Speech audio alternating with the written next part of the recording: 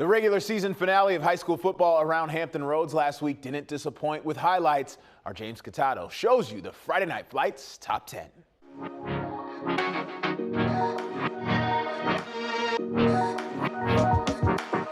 Man, what a regular season it was. And with the playoffs on the horizon, the top plays only continue to get better. Here's Hickory's Javon Walker at 10, contorting his body to get into the end zone for the score.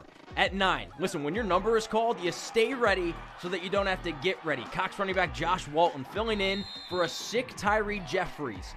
245 rushing yards in the win. That's the most rushing yards for a Cox running back since Artis Boone 20 years ago. At 8, Norcom's Nakeem Schultz-Jones bursts through the seam, and he's motoring down the middle of the field. Nothing but green pastures in front of him. Great celebration, too. Look at this. To 7 now, Phoebus versus Denby. Keontae Gray so fast that we couldn't even keep up with him on the camera. We had to zoom out. He scoops up the loose ball, burns down the sideline to get into the end zone for 6. Phoebus unstoppable this year. What can Brown do for you? Make a top 10 play almost weekly. That's what. Nansemond River's Melvin Brown has returned what feels like a million kicks this season. Their game against Great Bridge on Friday, no exception. Burning down the sideline into the end zone after breaking through a bunch of tackles. At 5, Lafayette quarterback Hayden Oleski. Air it out, my guy.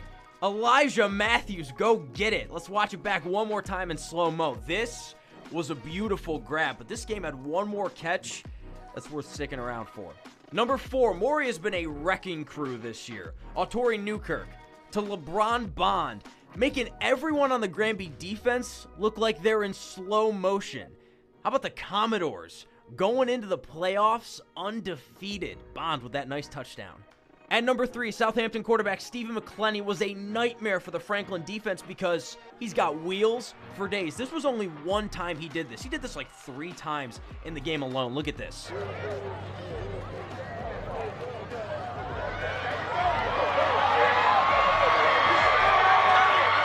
Yeah, speed kills. McClellan showing it off there. At number 2, some private school action. James saving for Norfolk Academy. You could say James was saving this play all the way to the end zone. Helps lead Norfolk Academy to a big win.